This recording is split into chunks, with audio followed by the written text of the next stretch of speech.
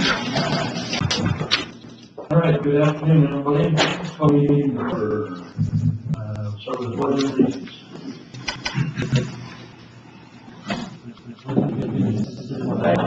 United States of America, to the republic which stands under God, indivisible, with liberty and justice for all. We have a few minutes today. Seeing none, we're going to 3.3. Do we have any corrections to the agenda or the consent calendar?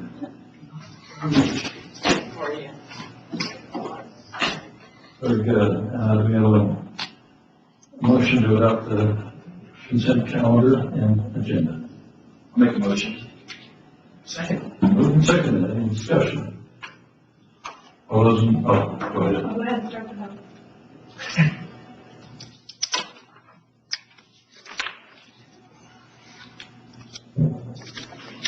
All right, so we can skip item 5. There are no consent items brought forward. Now let's move to 6A. Evil.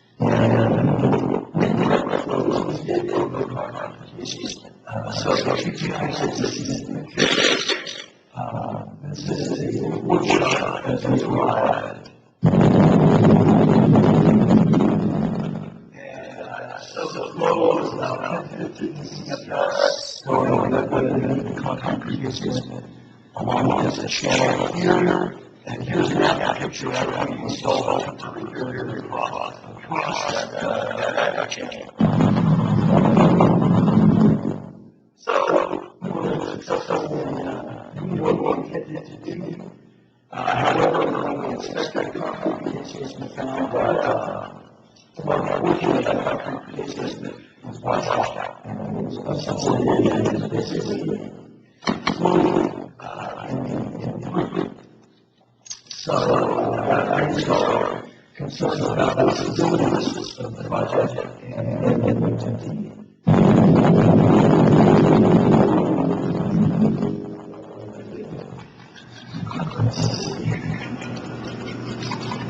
okay, so the contract emergency is defined as a assessment that poses a clear danger requiring immediate action and they was purposes of what the law is the right for essential assistance. The stream regulation that's why we created an emergency condition that was not by the process.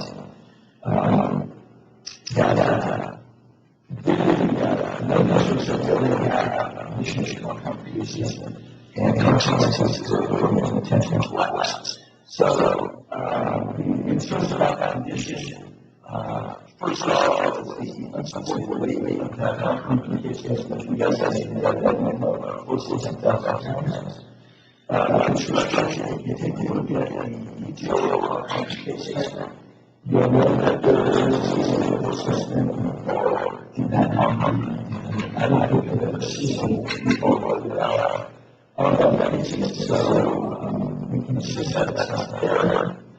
Also, so the age of the concrete system, it's installed more than 7 months, so it's really 50 years old. Structure access also so that in cases it's access not hard and it's not something we will let down. As far as consequences glass, foremost would be the destruction of the system of time, which serves as residents and residents not everything and not murder. As well as environmental impairment of flatline, which is even if the process is vegetation,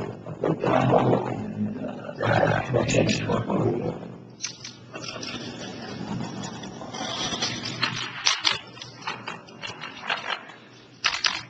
So, given these instances, the district requested consulting the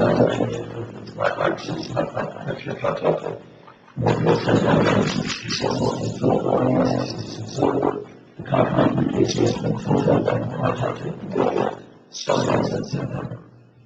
So the emergency order was also done to prevent the destruction of the system of pipeline. And then the construction of super much less so that is all the issues and so what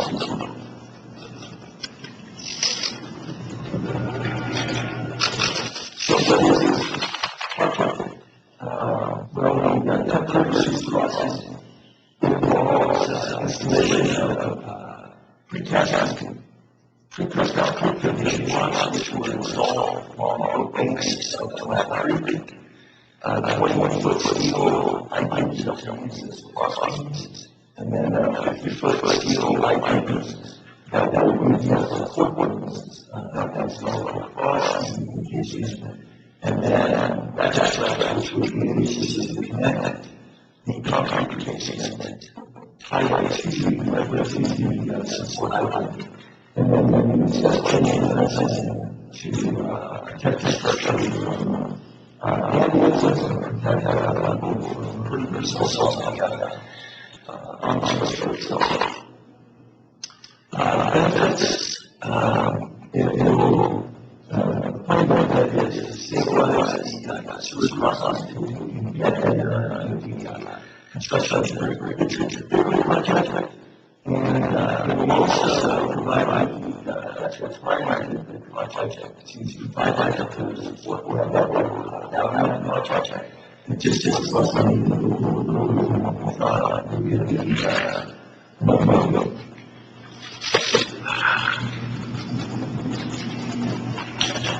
so contracting project. What we did was we had this was in terms of we have contractors that showed up And then there was pretty good contracts, there was local contracts, there was a little bit of contractors that showed up. We asked for business following a closed business Friday.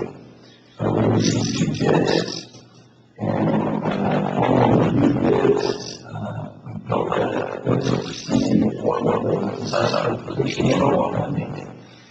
And set that down, licensing contractors, and this is received under a design certification number 22, which was added to the AP 2021 2021. Since we're on the contract, so that's a lot of what we did, time and work we did to get the contractor out there. And then next thing, we the contractor was originally the first deal we needed to do the work, that was not. And we actually start our work next day after Monday, or I'm sorry, Wednesday. So Tuesday they picked up the steel. Wednesday they went out, mobilized, they started on and they last each one area as well as the property was saying. Start construction,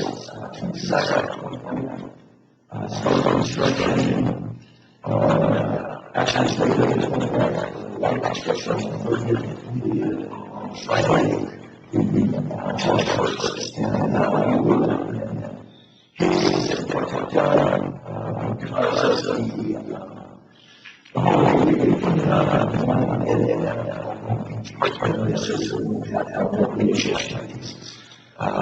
the whole we put it on so that's something that was certainly appreciated.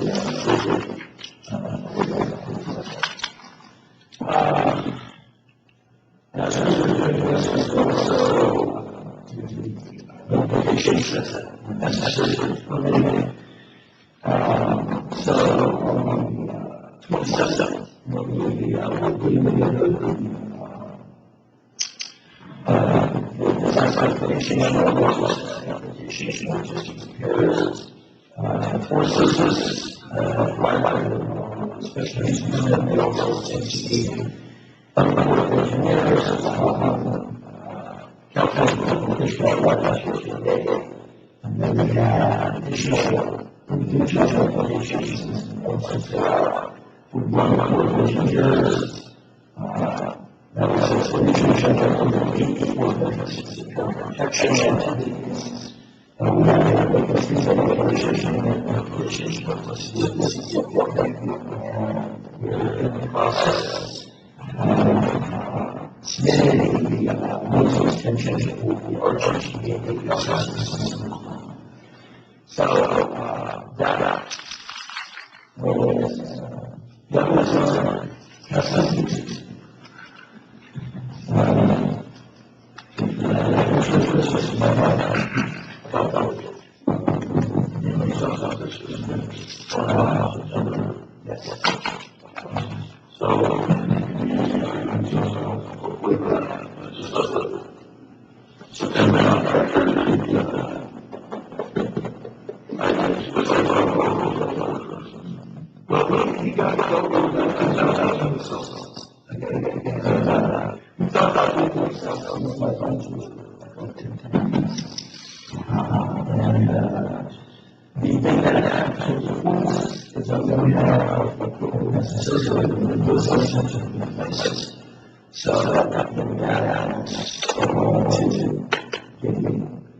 the contractor will be the instructors, but as far as ownership that's it. So will be contractors. We didn't talk about those no. I don't understand what about that means themselves are they got purchases themselves.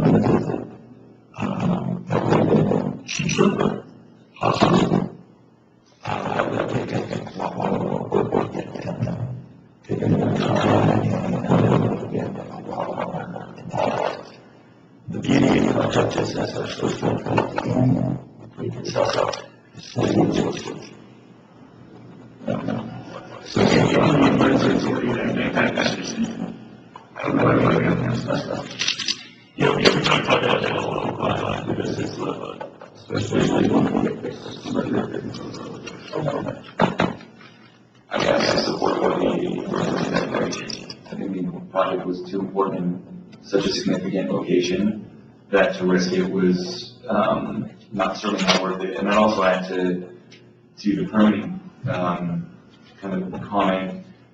Yeah, I mean, the removal of fill within that stream channel through this saved you several months throughout the permitting process, and probably tens of thousands of dollars to get there as well. So I think that was a wise decision on many fronts. I was curious how the permitting process was going. As far as, you referenced the recent interaction with Army Corps last time you were here, that was kind of your primary concern. I'm curious your thoughts, feeling better, feeling the same? I guess I feel better. Actually, I mean, this emergency action drew focus on this project, and you know, I mean, we always, I mean, of course, going into the project, we knew that there was a need for it. I mean, I think this just kind of accentuated that need, and you know, I think everybody is behind us, and we're looking forward to getting that permanent project completed. I think it was Dave, you know, several meetings ago that asked for maps, presentations. I want videos from now on. I like video. You know, add some flavor and color. You set the bar. Well, I think it was, you know, just a movie game, you know, that makes it. No, I'm being serious. Okay, well, thank you very much. Oh, wait, I have to ask you to, make the finding. Before you start, just Okay. to respond to Chris's comment, you probably can blame me for this being on the agenda. This was certainly within John's spending authority, but the other aspect that's in item 1 of the requested board action regarding the emergency, the exemption from competitive bidding and the secret determination is typically not done by the general manager, it's done by the board. And so John did those determinations. We really didn't have time to wait, but that's why it's coming back to you for ratification. So if we don't like it, then we can take it back. I mean, it's already done, right? We spent the money, I mean, it's all done. I don't understand that, but it's their choice. No, it's okay. I'm glad you told us. It's kind of cool. Yeah. Anyway. Yes, please, Evo. Yeah. We'll just, that's fine, I guess. What's that?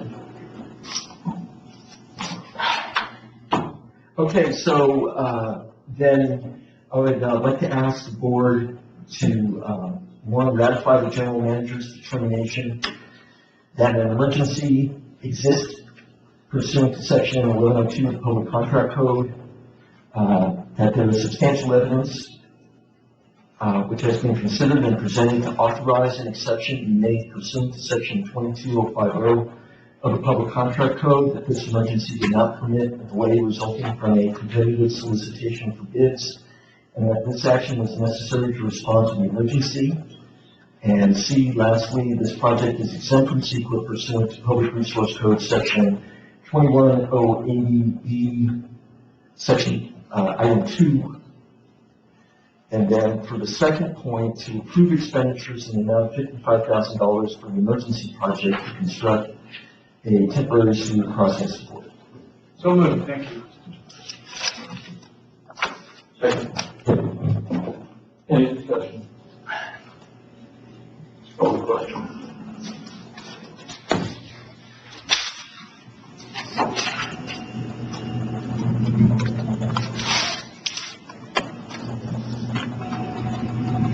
And that motion passes unanimously.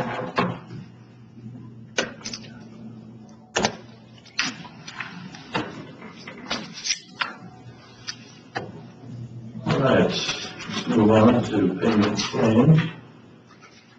I'll make the motion that we approve payment of claims in the amount of $3,922,668.39. Second. Moved and seconded, any discussion?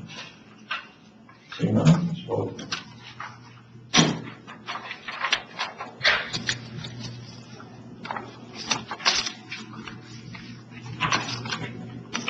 And that motion passes unanimously. Very good. We have standing and ad hoc committee reports and liaison reports. Start with Nick. And I have none. Board member reports. Any board member reports? Yeah, a couple things. Just was out on the 4th of July in the parade. The SDPD was wonderful. So great job everyone that, you know, put effort into that. In particular, I think kind of the hero's message, and, you know, again, kudos to everybody for, you know, all the efforts we've had for, you know, several years now. Also, Before you move on, the city just announced the awards for the parade, and we were awarded Best Float for our Heroes Parade. So just to jump on the comment, thank you. yeah, I was saying, it was a great parade. Right. No, really well attended. I think it was an excellent vibe. You know, everyone was out. It felt, you know, kind of great to be in that space again. And yeah, you know, I think the message was really clear. You can see. And then I was also really pleased to go to the district barbecue. The spread was amazing. So, you know, I had a great time. 3 of the board members had my favorite moment as a board member thus far. With dunking Liz in the dunk tank on my first catch. The highlight of my life, truly said I was standing too close. I think I'm a board member, like, I don't know, it's just the ranch. But no, it was really fun, and I was really just thankful to be there. Like I said, the spread of food was amazing. My productivity that afternoon was not. You know, just great atmosphere in both spaces. So just, yeah, glad to be part.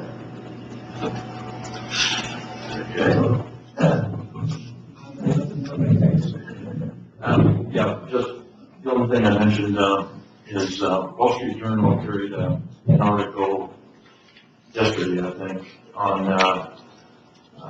sludge and PFAS contamination, and how it's kind of a nationwide issue, and it's probably going to, use the euphemism, pollute the market for biosolids and reuse of biosolids. Basically, the article said, or went into several case studies of farmers who had land applied biosolids.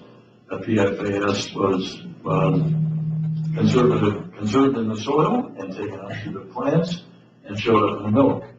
So they had to dispose of milk, and it was kind of a big deal that how permanent it was. So I don't know where we're at on that, but I think from a public involvement, public relations standpoint, we're going to have to address it somehow.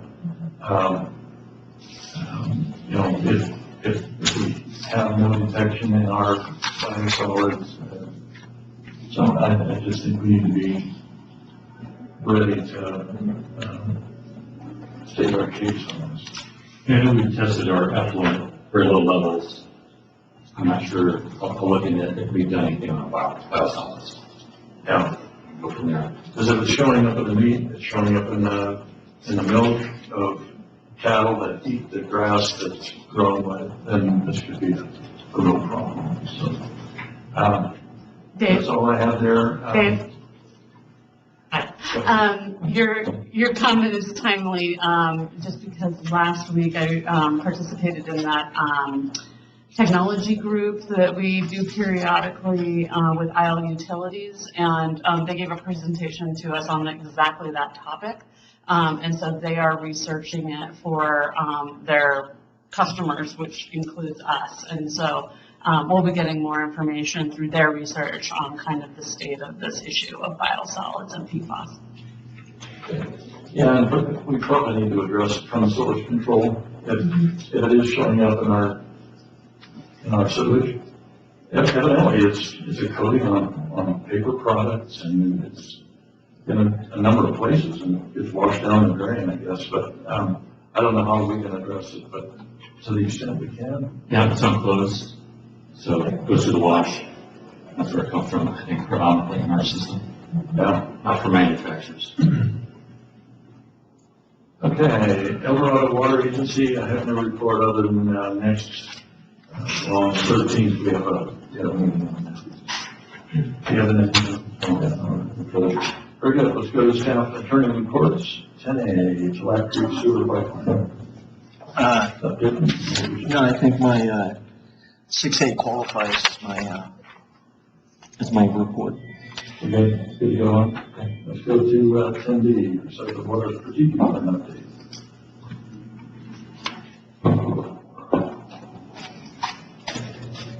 All right, good afternoon. Just a brief update on where we are for the Recycled Water Strategic Plan. We kicked off in earlier this year, and so now we've kind of moved into doing some further investigation on the alternatives. We've identified we're calling them 20 alternatives, but there's sub-alternatives in some of them, so it's really about 25 alternatives. And we've done some initial screening on those and sort of put them into a couple of buckets of, low potential options, medium potential options, that may warrant further investigation, and some high potential options that we will definitely be carrying forward into the future stages of the project. And so with that, we've got at this point 4 high potential options out of the 25 and 5 medium potential.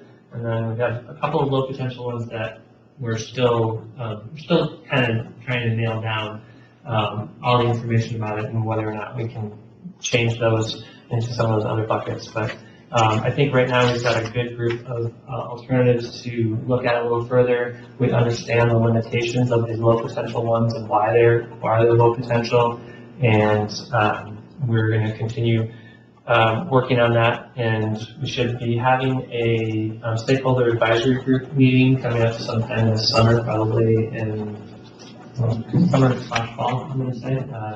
August would be the earliest will happen. It may be until September. And I'm happy to answer any questions, but we wanted to just give you a brief update of where we're at this point. Board member questions? I don't know. I guess we're good at this point. Thank you very much. Hey, thank you for the update. Okay, CASA annual conference.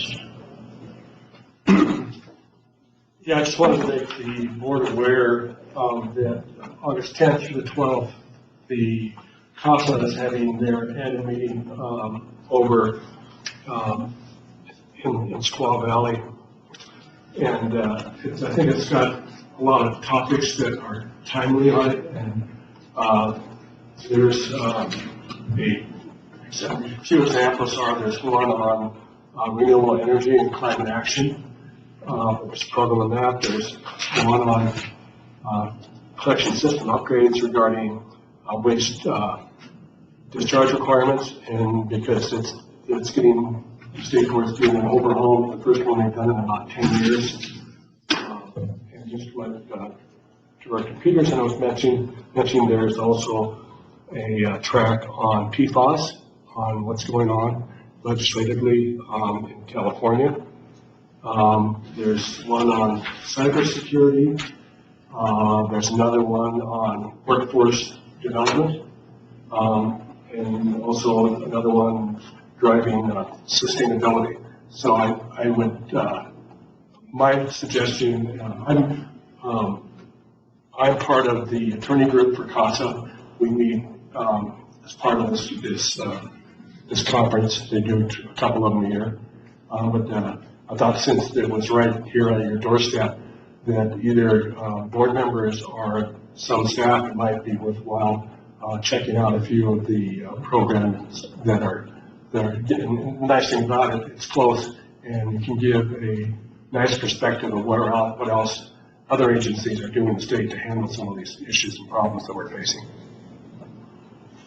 And just, I did register Director Ramos for the conference. He's our liaison to CASA, so appropriate. Any other board members interested in that? I'm leaving right after that, so I hope you can hide out, unfortunately. Right to Gary's point, I think take advantage of the proximity of the conference and things that are applicable and would be helpful. Encourage the appropriate staff members to get as much they can out of it. Again, the conference being so close. Very good. Thank you very much. All right, let's go to the general manager report. Okay, start with a staffing update. Again, quite a few today. For customer service representative, this posting closed on June 12th. We interviewed 6 on June 29th and hired Elena Stevens, who will be starting here on July 25th. And she is coming to us from DORADO County Health and Human Services. In underground repair sewer, we have 2 positions open. One is due to retirement, and the other one due to a transfer to heavy maintenance. This posting closed on July 5th, and we're looking over 23 applications, interviews later this month. And for staff engineer, this posting closed on June 26th. We received 6 applications, and we're planning interviews for July 28th. And we just posted the customer service supervisor position. This is due to Linda's retirement, and this posting closes on July 27th. Finally, we just posted the customer accounts specialist position. This is a new position the board approved to support the change to monthly billing. And this advertisement closes on July 27th. So also retirements, transfers, recruitments, changes, especially in customer service.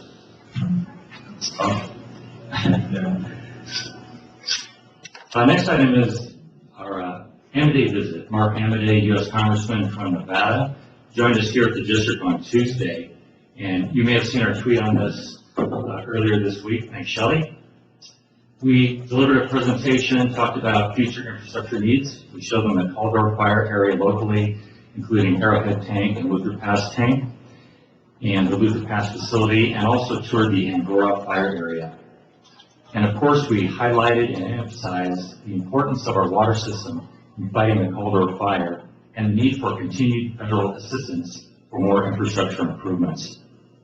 The congressman came here by himself with no staff, was extremely personable, engaged, and interested in our system and our experience with the fire and our working relationship with the Forest Service and the TRPA, which is excellent. Also attending and participating were our partners from Tahoe City and North Tahoe PUD, U.S. Forest Service, the TRPA, City and Lake Valley Fire, and the Tahoe Fire and Fuels team.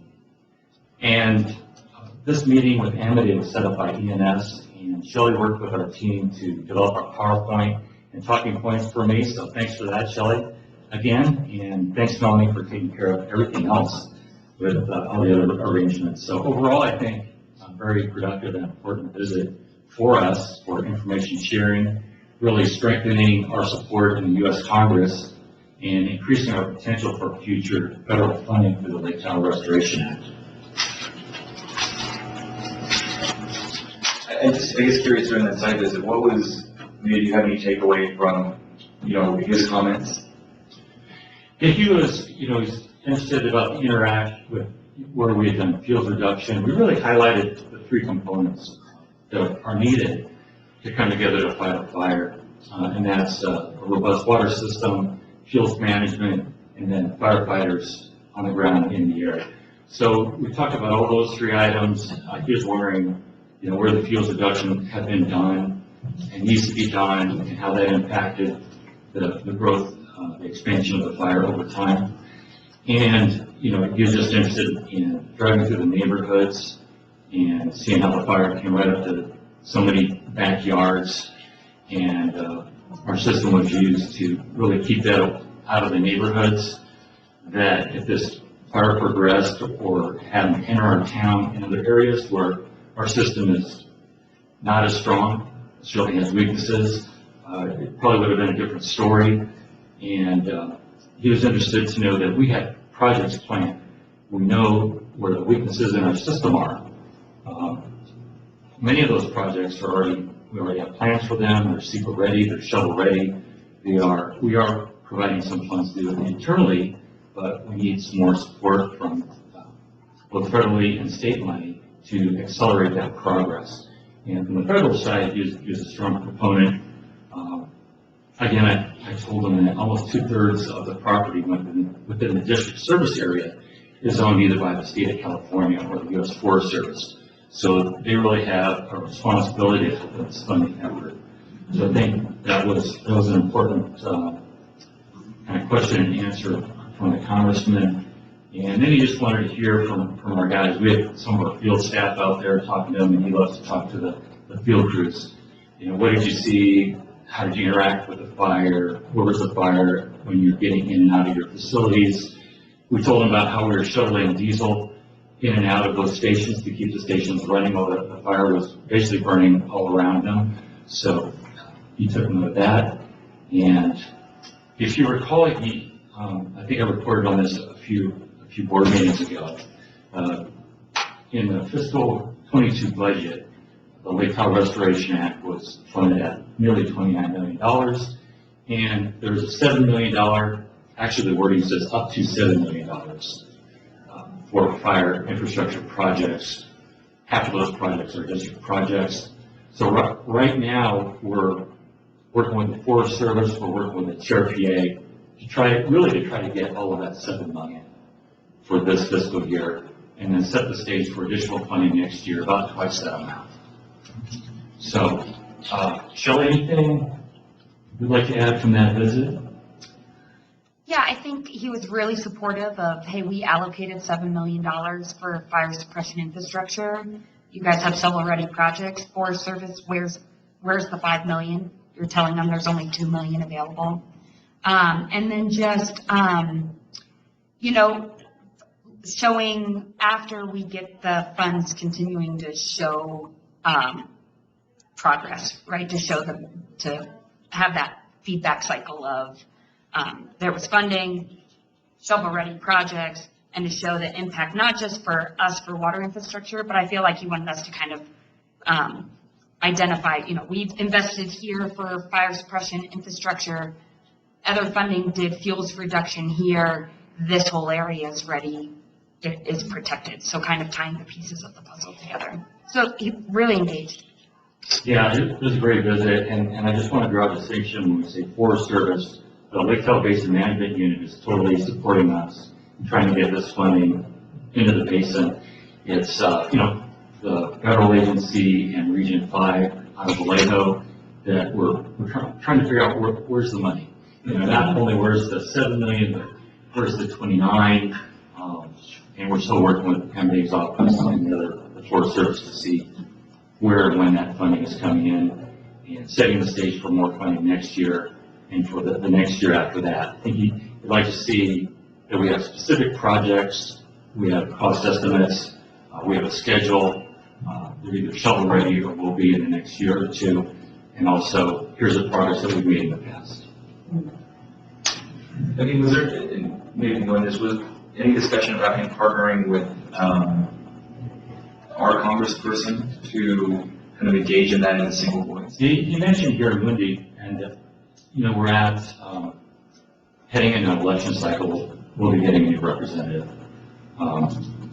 So he did make reference to that of working with the California side to continue this by-state effort for funding. And we'll see them again in August. There's the Lake Tahoe Summit is, I think, the 16th, August 16th.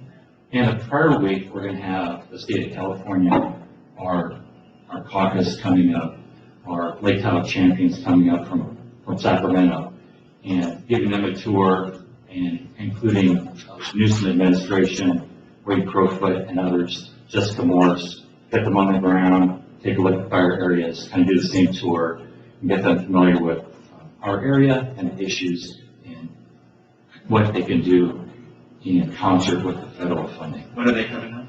The 12th, I think we're looking at on or around August 12th.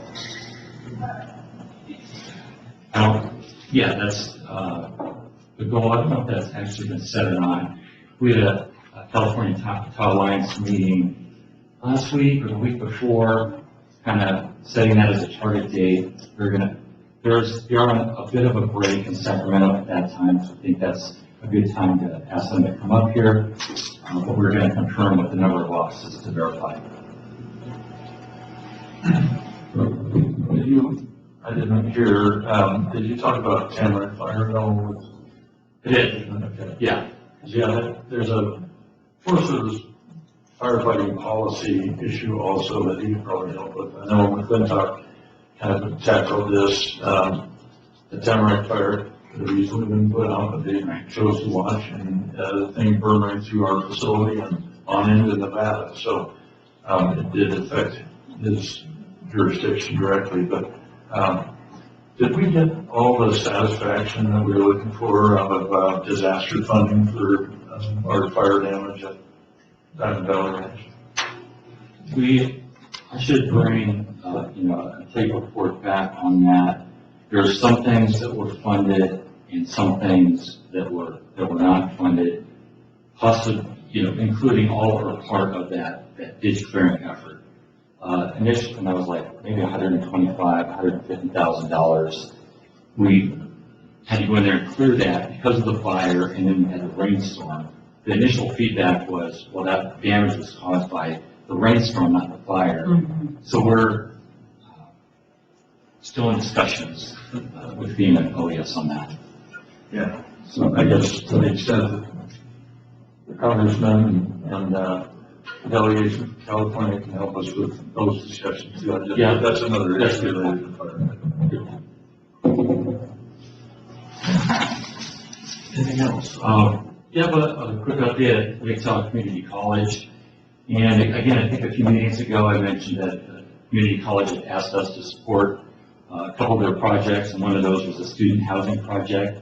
So we provided a letter of support. They were looking for some state grant funding, and they received just $39+ million to build that facility. It's a 100-bed student housing on-campus facility. It'll be located right next to the student center where their existing cafeteria is.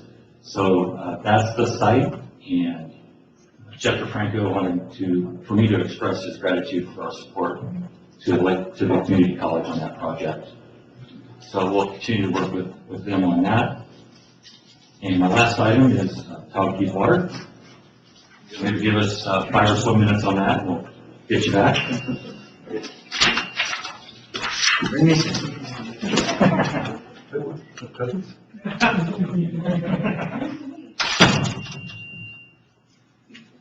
Okay, Tahoe Keys Water. It's been a little while since I brought a report back. Quite a bit going on recently. First of all, the Tahoe Keys Property Owners Association, and now as a new general manager, Mark Madison. He's coming out of retirement for this after a career spent at Stockton and most recently in Elk Grove Water District. And I've spoken with Mark a number of times just the past few weeks. So I think he'll be good to work with. And I think he'll be at our next board meeting is the plan. And we'll introduce some, get the latest from the Tahoe Keys. So the previous manager, Kirk Woolridge, he is staying on board for about 3 months to help in this transition. And Jen Lukens continues to operate the water system for the Keys. And I believe our current contract extends through the end of this year, through December. Also, as you know, we've been working with the Tahoe Keys on alternative scenarios to provide water, either on a wholesale basis as an ongoing water customer at various flow rates. We're going to look at different flow rates over time, or perhaps through an acquisition of assets, which would integrate their customers and their system into our water operations through some arrangements yet to be determined. So looking at all these alternatives, initially, the Tahoe Keys Property Owners Association is paying for Corollo to complete some initial engineering work to look at our existing system and help determine what improvements may be required on the district's water system in order to provide water to the Keys at various flow rates. And Adrian has been managing this work with Corollo, and perhaps you can provide some additional information on this work.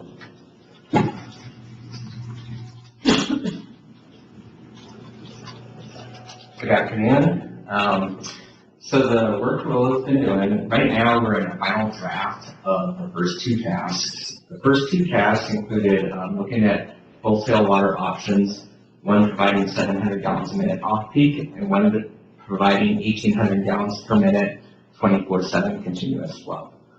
The second was the acquisition of assets, where really we did an initial look at, depending on what supply sources we used from the Tahoe Keys or used from Lukens, what would we need to provide to our existing interconnection to make them whole.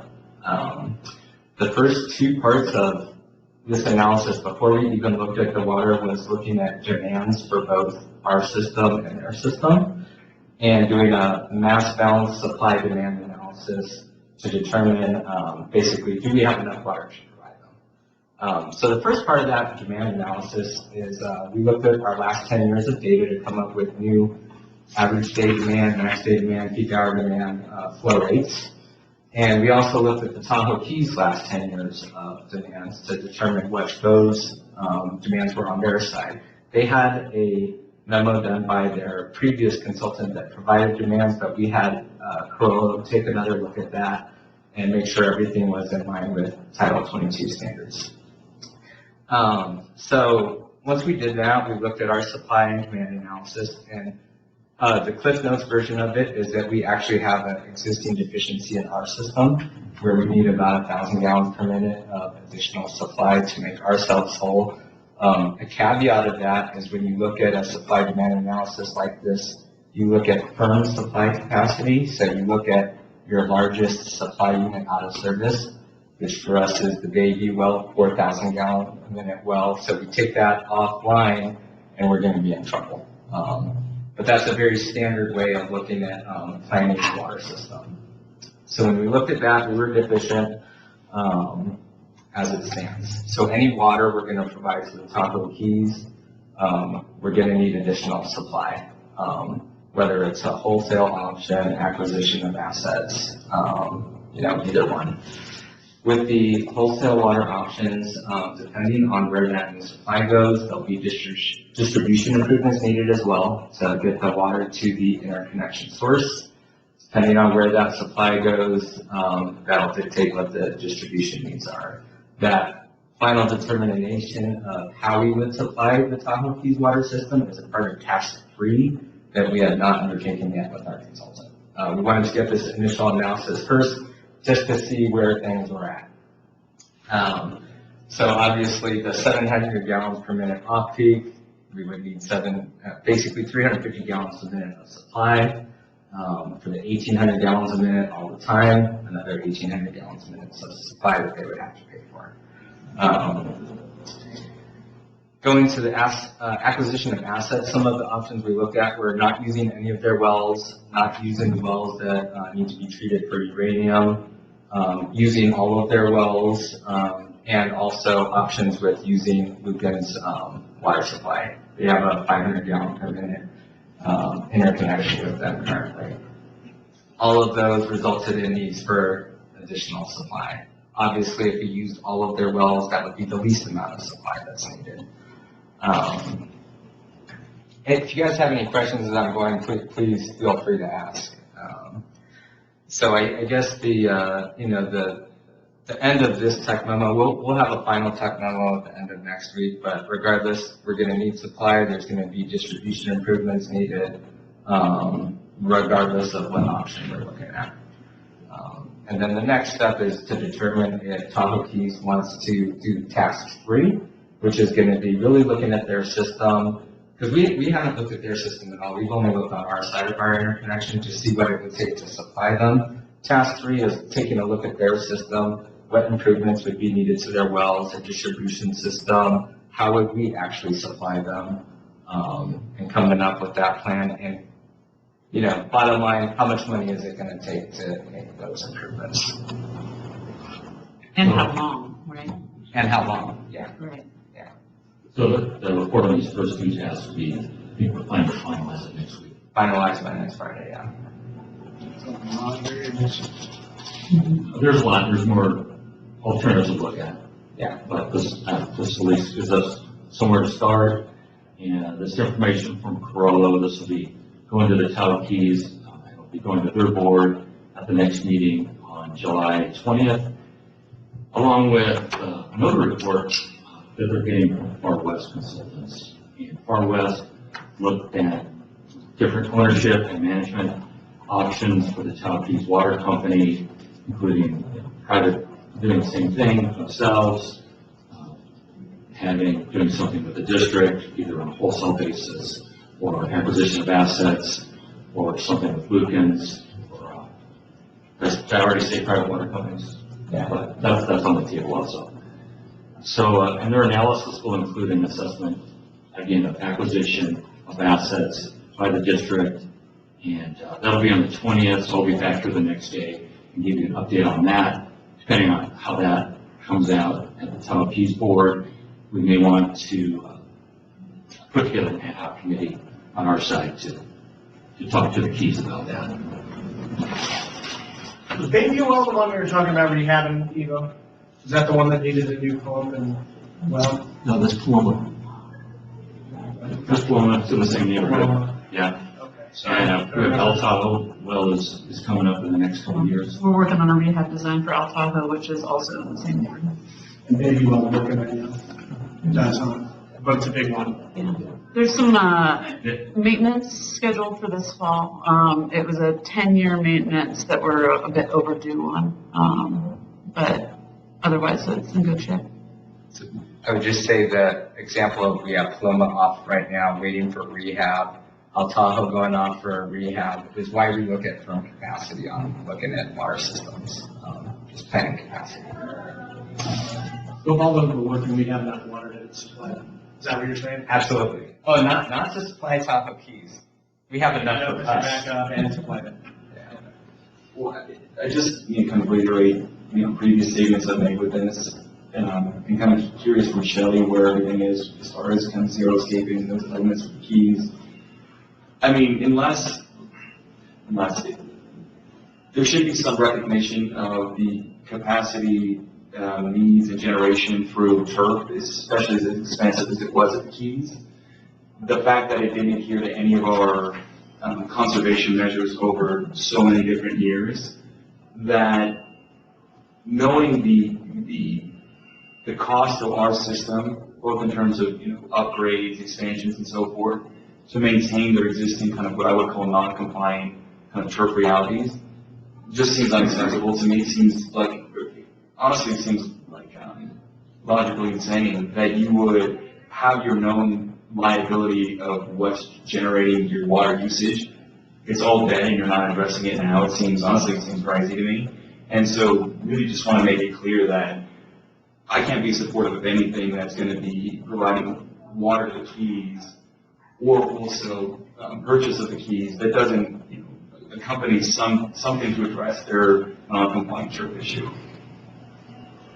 Have you been there lately? That's what I'm saying, it's dead. That's what my point is, but my point is, and I guess the most concerning element to me is it's all dead today. So that as I would look at it, the logical decision would be to say it's all dead. We know we're going to be interacting with these other water entities. Why not take this moment, work with groups, and solve this problem today? I hear a lot of talk, but I see very little action in that. I see no installation of zero-scaping when I go through the Keys. I see no movement on it whatsoever. I mean, maybe Shelley can inform me differently, but I just see talk, and I think to not address that item now seems to be a mistake and would add continual cost to us as the district forever, where the people that have existed within the district have been moving in this direction for years. It just doesn't seem fair or appropriate, so that's why I wouldn't support it, and I just want to make that really clear. Yeah, I just want to kind of say something to that point, is that we did a demand analysis, and when we plan for like future demands, kind of figuring out what capacity is needed, we look at the past 10 years of data, not what's coming up in the future. So as we're looking at this, we're going to be looking at how Tahoe Keys used water in the last 10 years, and that'll dictate what kind of capacity they would need. However, if we acquired their system, they would be subject to all of our same water conservation stuff that all of our customers are required to do. Right, I mean, but even if we were just to provide them with the capacity, I would not be supportive of providing them the capacity that allow them to exist in a non-compliant way. That to me seems like a regulatory workaround, and again, it's completely unfair. Everyone understands logically that's unfair. And so we should be honest at that point in this room. And again, that's why I wanted to be very clear today. Because as we continue this conversation, they should be known of that reality. I agree, and tell me if I'm saying too much here, but we would have to do a purchased water connection if we became a wholesale water supplier. And in that wholesale water interconnection agreement, there can be specific things that are stated in there, and water conservation can absolutely be one of those. Yeah, I was going to say the exact same thing. Because whether it's a wholesale water supply agreement or they actually become part of the district's water system, and that acquisition, we can dictate requirements either to bring them up to in compliance in addition to complying with our ongoing requirements. So the district has the ability to set some improvements and stuff in connection with or changing, they say, behavior, use of water through those arrangements. And why I want to mention it now is because as they're discussing what they're going to do with their landscaping future, I think the interjection of this variable into that decision making should be included because it exists. We might, at some point, we may want to look at if these options get some legs about moving forward. One might take a look at if they change, if they didn't irrigate everything, what actually how much less water would they use? I think you said 1,800 for a full on. Maybe that's, how much less would it be if they weren't watering? Last year, from the water production last year, it was, like a quarter of their normal production. That's what I'm saying. And we'll have more data. They've installed meters for their HOA grass area for irrigation, which allows them to see how much they're using, regulate that use. It's tied into our AMI system, so they're able to see that. And because of California's requirement that HOAs, just like commercial properties, need to not irrigate grass area unless it's used for recreation or civic gathering space. The Keys has been looking at all of their communal grass area, not individual residents' grass, but the grassy area that's owned by the Keys, to determine what they're irrigating, what they're not irrigating, to comply with the state mandate as well. So I think we'll have, there's just more information. We've got what it looks like when there's no irrigation. We'll know what it looks like as they reduce communal irrigation. But again, for planning purposes, we're still. But that's what's really important, is that reference that was a quarter as much. So everything beyond that is not only non-compliant with our conservation, is a luxury that they've been afforded for many, many years, that now at some level I feel that our ratepayers are coming to subsidize. And again, I don't agree with it. And I would say that one thing that part of this analysis we're having go through task 1, 2, and 3 is to really ensure that we don't acquire their system and have to pay, our customers have to pay for upgrading their system. We're trying to identify everything up front so that if we do acquire their system, here's going to be the cost of all these improvements, so that they're aware and that there's a mechanism for them paying their own way in the system. And this is something that Tahoe City Public Utility District has acquired multiple small water districts along the West Shore. And their point is, by acquiring them into this larger system, they're able to ensure that the folks in that community have reliable, high-quality drinking water, fire protection infrastructure. However, they've figured out a way for each of these individual entities that have been purchased. They're paying all separate rates. There's Tahoe City PUD's rates, and then these individual neighborhoods that have been purchased need to pay to upgrade to that same quality. And so it would be something similar with the Keys. So in theory, you could assign a cost. Like I could come and get a landscape contractor to say the cost of converting all non-turf or former turf areas that don't meet the requirements of gathering spaces to xeriscaping would be $4.6 million. And we could assign that cost within some future agreement. Would that be correct?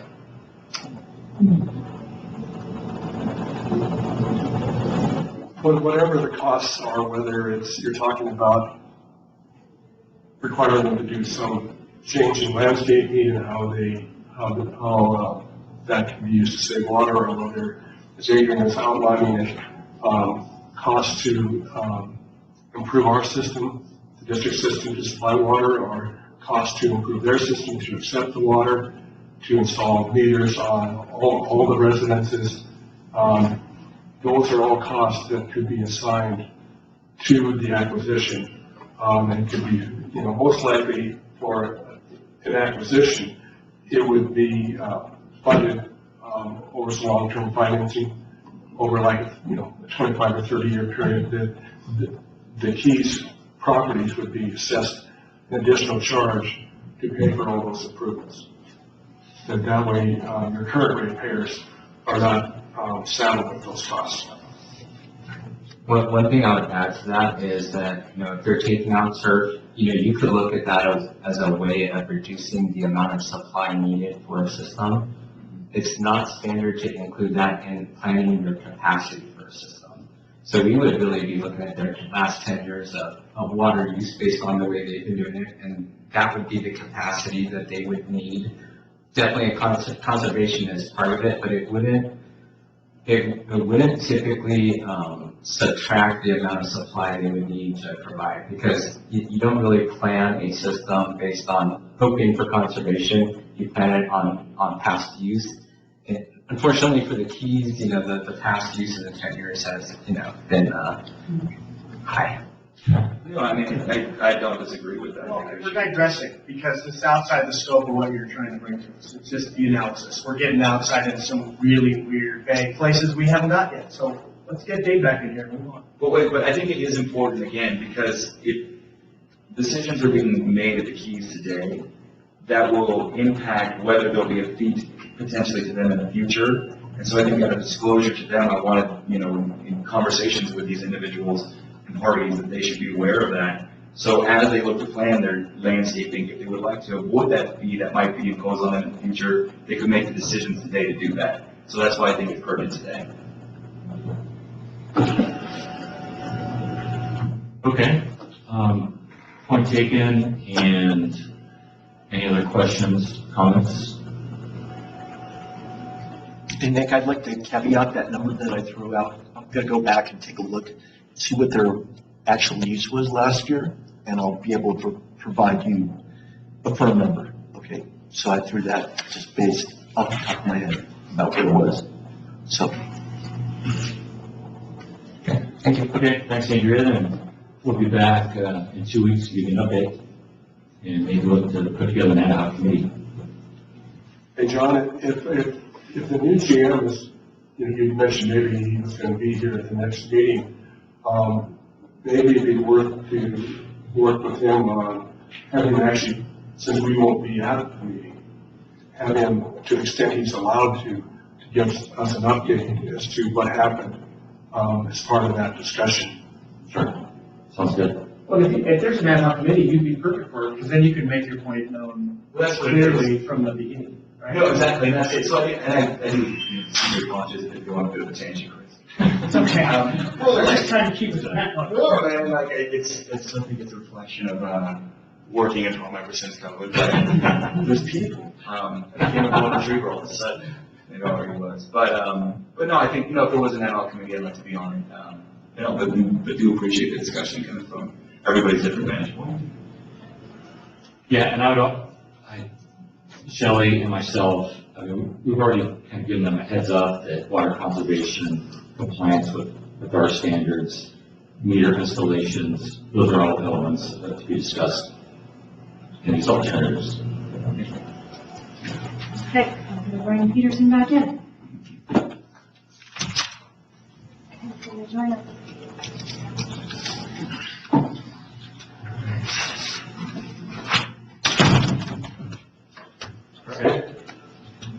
Oh, the cookies. You didn't bring me one. Read them all.